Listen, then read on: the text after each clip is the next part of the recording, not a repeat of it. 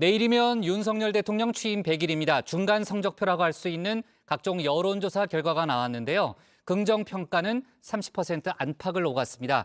윤 대통령은 국민과 민생을 위한 내실 있는 인적 쇄신을 하겠다고 밝혔고 오늘 새 정부의 첫 부동산 공급 대책도 나왔습니다. 관련 소식들을 신혜원 체커가 정리했습니다. 네, 별이 5개, 다정에는 5시, 뉴스픽도 5개. 이제 다들 아시죠? 뉴스픽5 시작합니다. 자, 오늘 준비한 소식은요. 제 점수는요. 그리고 5년간 270만 호, 동시다발 압수수색과 웰컴 빌 게이츠, 마지막 커터칼 협박, 체포 이렇게 잡았습니다. 자, 우리 복 국장이 습관처럼 하는 말이지만 이번 주에도 전할 소식이 참 많습니다. 어제가 광복절, 윤 대통령의 첫 경축사 전해드렸고요. 또 내일은 윤 대통령 취임 100일입니다. 이 대통령으로선 일종의 중간고사 기간이라고나 할까요? 주말 좀 잘 쉬셨습니까? 네.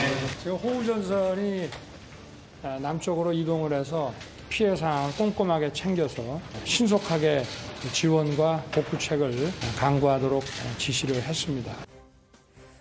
자, 임기 초 40%대 선을 유지하던 국정수행 지지율, 어느새 긍부정평가가 엇갈리는 데드크로스를 그리더니 한때 30% 저지선이 무너지기도 했습니다.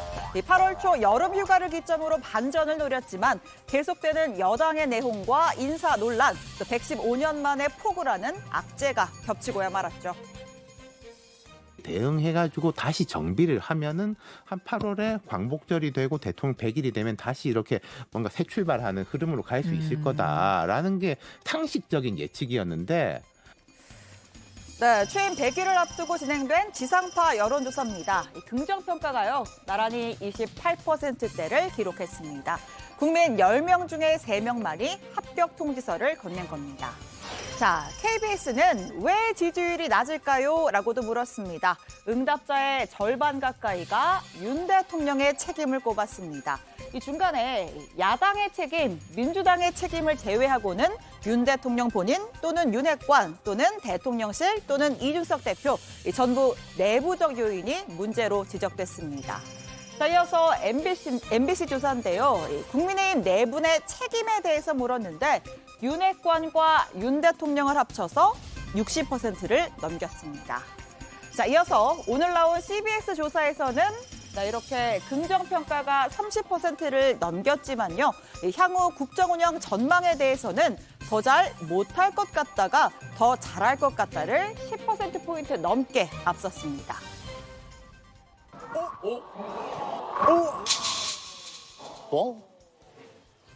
자,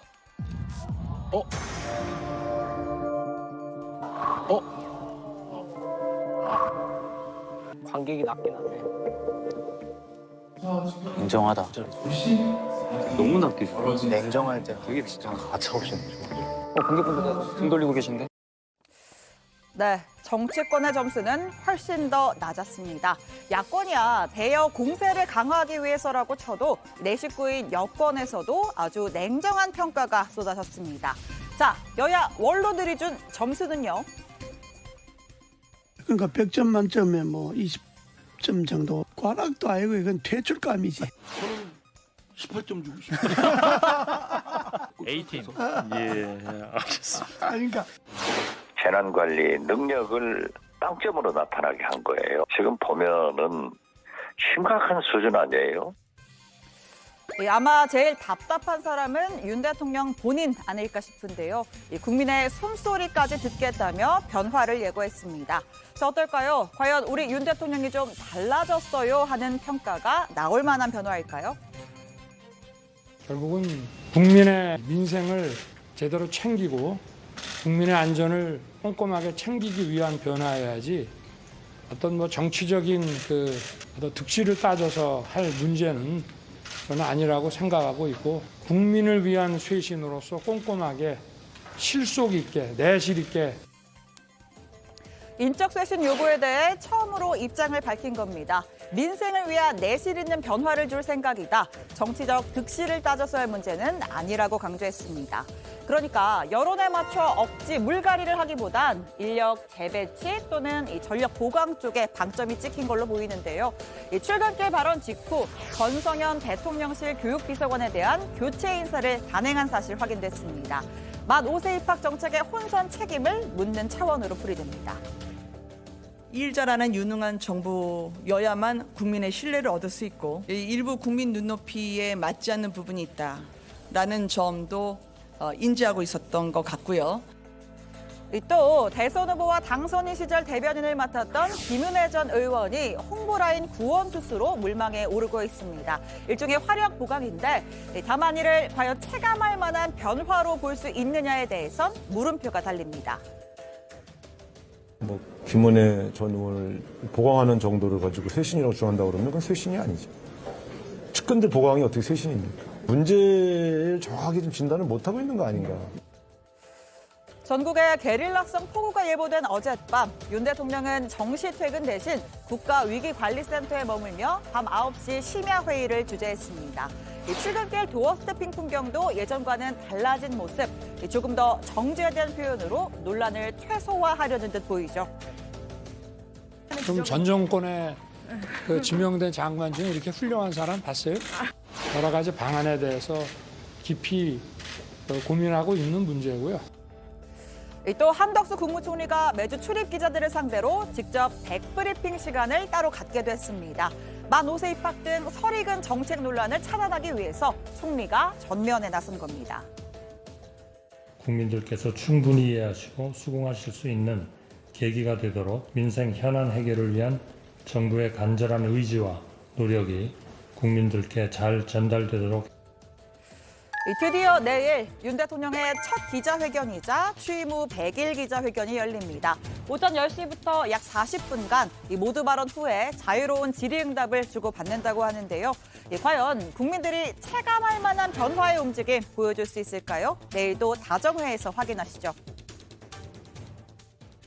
취임 이후에 여러 가지 일들로 정신없이 달려왔습니다마는 휴가 기간부터 제 나름대로 생각해 놓은 것이 있고 국민을 위한 쇄신으로서 꼼꼼하게 실속 있게 내실 있게 변화를 줄 생각입니다.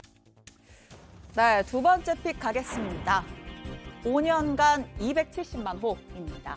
자, 물가도 오르고 금리도 오르고 모든 게 다 오르는 세상. 그나마 제자리를 지킨 두 가지가 있다면요. 네, 하나는 제 월급이고요. 다른 하나는 바로 부동산, 집값입니다.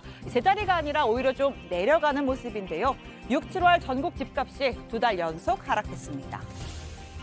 정부는 출범 직후부터 서민과 취약계층의 주거 안정을 부동산 정책의 최우선 목표로 삼고 정상화에 총력을 다해 왔습니다. 최근 부동산 시장은 전반적으로 하향 안정세를 유지하고 있습니다. 자, 문재인 정부의 아픈 손가락이던 부동산. 현 시점에서만큼은 윤석열 정부의 유일하게 안 아픈 손가락이 됐습니다. 물론 금리 인상 같은 외부 요인이 크긴 하지만요. 자, 오늘 정부는 앞으로 5년 동안 전국에 주택 270만 호를 만드는 첫 번째 공급 대책, 국민주거안정 실현 방안을 발표했습니다. 주택 정책의 목표는 국민의 주거 안정입니다. 살고 싶은 곳에 살고 싶은 품질의 주택을 꾸준하고 충분하게 공급하는 것입니다. 자, 핵심은 규제 완화입니다. 전 정부가 공공이 추진하는 공급을 추진했다면 현 정부는 민간이 주도하고 공공이 지원하는 형식인데요. 재건축, 재개발 규제를 풀고 정비구역과 택지를 새로 지정하는 방안을 통해 서울에 50만, 수도권에 158만, 그리고 지방 대도시에 52만 가구를 공급하겠다는 겁니다.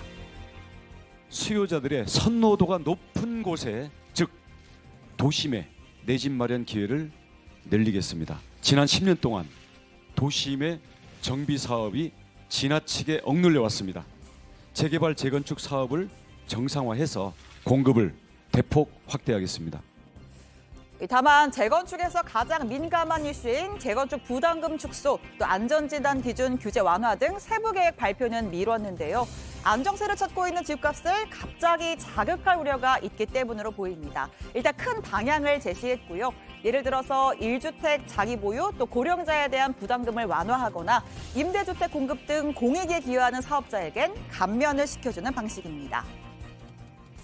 예, 제초안은 이제 9월에 입법안과 함께 세부 감면안을 발표할 계획에 있습니다. 과거에는 서울의 핵심 입지의 재건축의 사업성에만 영향을 미치는 요인이었다고 본다면 2006년에 도입되고 난 다음에 집값이 그동안 굉장히 많이 상승을 해서 이제는 지방의 노후주거지 정비에도 상당한 걸림돌이 되고 있습니다. 청년 세대나 신혼부부, 생애 최초 주택 구입자에게 분양 기회를 확대한다는 계획도 나왔죠. 집값 급등으로 끊어진 주거 사다리를 복원하겠다는 계획입니다. 시세의 70% 이하로 분양되는 청년 원가주택, 역세권 첫집 주택을 50만 호 이상 공급하는데 임대로 입주를 한 뒤에 저렴한 가격에 분양받을 수 있는 임대 분양 혼합 모델, 내 집 마련 리츠 사업도 함께 도입됩니다. 네, 드디어 분량 조절의 실패에 굴레에서 벗어났습니다. 세 번째 픽 가겠습니다. 동시다발 압수수색입니다. 서해 공무원 피격 사건 수사가 속도를 내고 있습니다. 검찰이 오늘 박지원 전 국정원장과 서욱 전 국방부 장관, 서훈 전 국가안보실장의 자택과 사무실 등 10여 곳을 동시에 압수수색했습니다. 허위로 월북이라는 프레임을 씌워 국민들에게 혼란을 야기했다면 대한민국 헌법으로 마땅히 다스려야 할 것입니다. 국민의 안전과 생명을 지켜야 할 자들이 북한과 똑같이 만행을 저질렀다면 유족들은 숨진 이대준 씨가 자진 월북한 것처럼 조작하도록 지침을 내린 혐의로 서훈 전 안보실장을 그리고 감청정보 등의 군사기밀 삭제를 지시한 혐의로 서욱 전 장관을 각각 고발했습니다. 박지원 전 원장은 첩보 보고서를 삭제하도록 지시한 혐의로 국정원으로부터 고발을 당했죠. 제가 국정원의 비밀 문건을 가지고 나왔지 않는가 이걸 좀 찾는 것 같다고 그럽니다. 그래서 그런 것은 없기 때문에. 민주당은 전 정부 인사들을 나올 때까지 터는 인디언 기후자식 수사라며 반발했습니다. 검찰은 압수물 분석이 끝나는 대로 주요 인물들을 소환 조사할 걸로 보입니다. 자, 네 번째 픽입니다. 웰컴 빌 게이츠입니다. 마이크로소프트의 창업자 빌 게이츠가 한국에 왔습니다. 코로나 등 감염병 관련 국제 협력 방안을 논의하기 위해서인데요. 국회 연단에선 빌 게이츠부터 보겠습니다. 대한민국에 오는 동안 저는 온 목적은 한국 정부와의 MOU에 서명하기 위해서였습니다. 글로벌 보건 위기인 지금은 저희 재단에서 한국과 더욱 긴밀한 협력을 시작할 좋은 적기입니다. 이어 조금 전 3시 윤석열 대통령과도 만났습니다. 국제보건 분야에서 한국의 첨단 과학기술을 통한 더 큰 역할을 강조했다고 하고요. 자, 윤 대통령도 대한민국이 세계 시민의 건강 증진에 기여할 수 있도록 내실 있는 협력 관계 이어가겠다고 화답했습니다. 국내에서는 SK 바이오사이언스가 백신 연구에 한창인데 게이츠 재단의 지원을 받고 있습니다. 빌 게이츠, SK 최태원 회장과도 만남을 가졌습니다. 자, 마지막 픽입니다. 커터칼 협박 체포입니다. 문재인 전 대통령의 경남 평산마을 사저 앞에서 한 60대 남성이 현행범으로 체포됐습니다. 석 달간 1인 시위를 이어온 A씨, 오늘 오전 윤 전 대통령 비서실 인사를 커터칼로 위협했다고 하는데요. 자, 어제는 산책을 나온 문 전 대통령 부부를 향해서 직접 모욕성 발언을 했고 이에 김정숙 여사가 어젯밤 늦은 시간 양산경찰서를 찾아 A씨를 직접 고소하기도 했다고 합니다. 경찰은 A씨의 정확한 범행 경위를 조사하고 있습니다. 네, 5가지 픽 다 했습니다. 뿌듯하네요. 지금까지 뉴스픽5였습니다.